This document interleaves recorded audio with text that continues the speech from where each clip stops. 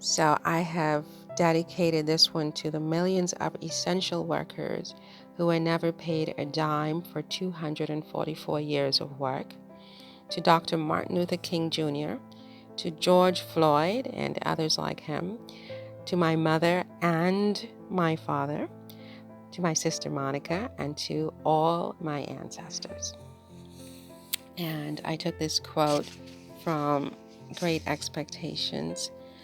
I was too cowardly to do what I knew to be right, as I had been too cowardly to avoid doing what I knew to be wrong. Charles Dickens in Great Expectations.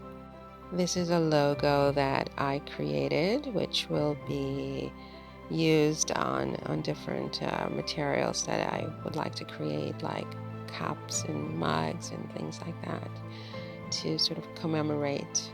In fact, I've already done so, and I've got it on my website, theywerenotslaves.com.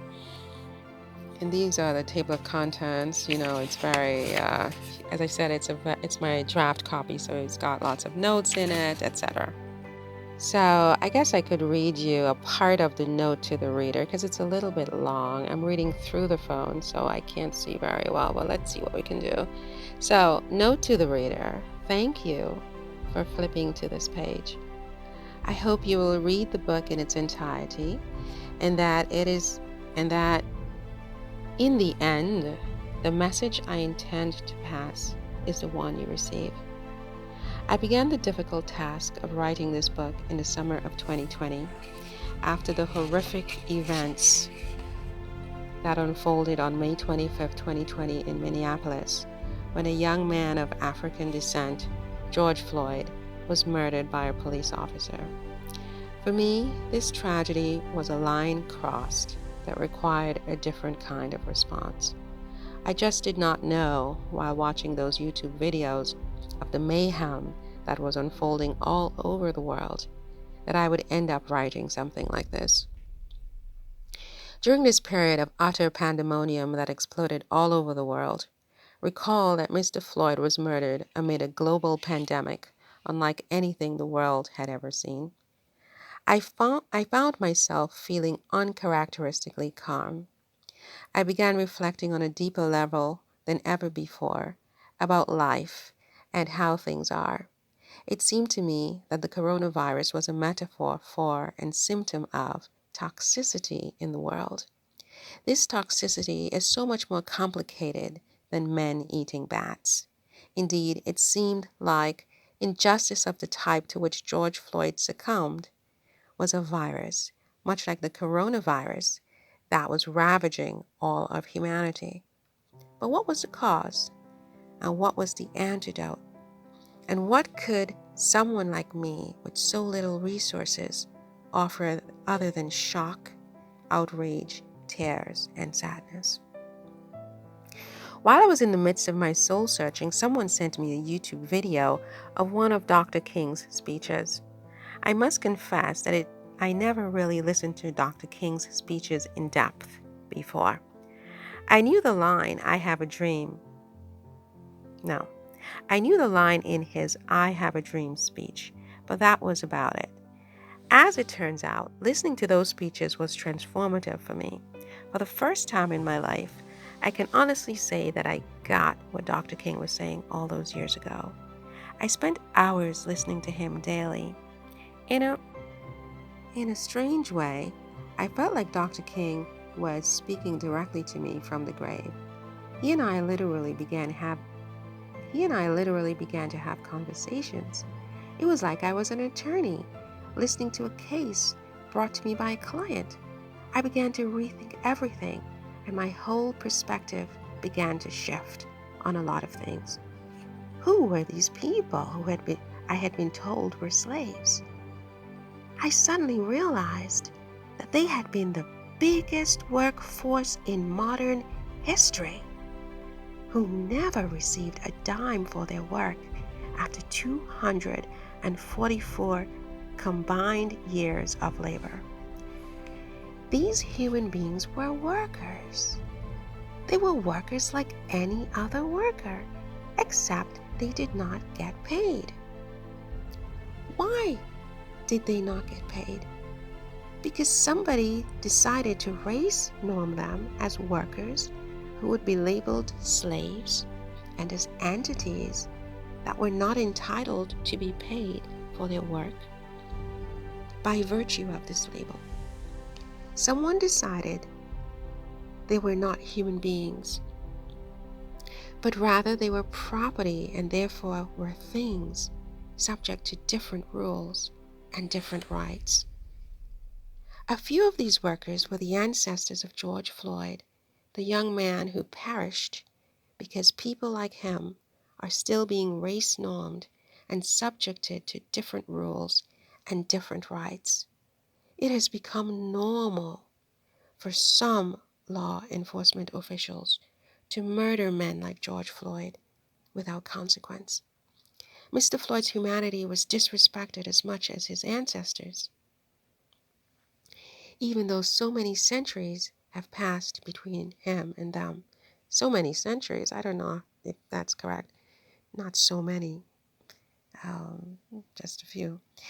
One constant between the generations is the fact that there are usually no consequences for the disrespect.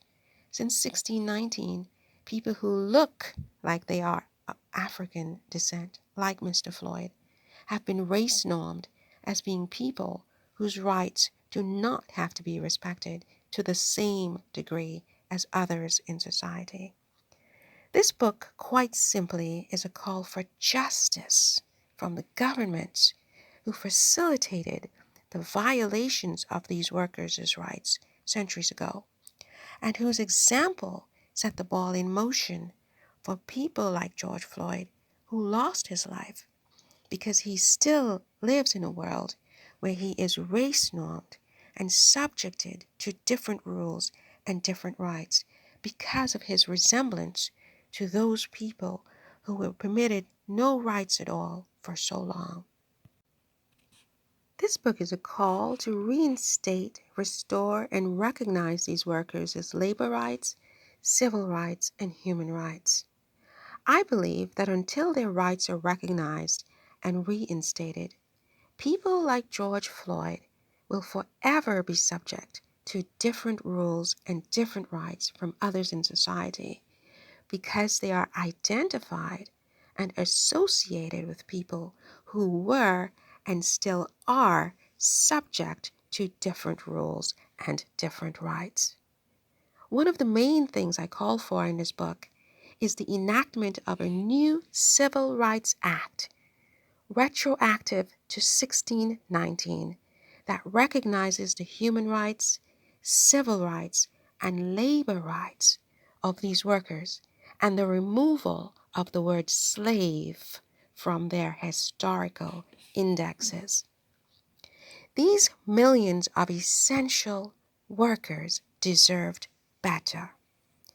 They had committed no wrongdoing when all their human rights, civil rights, and labor rights were extrajudicially taken away.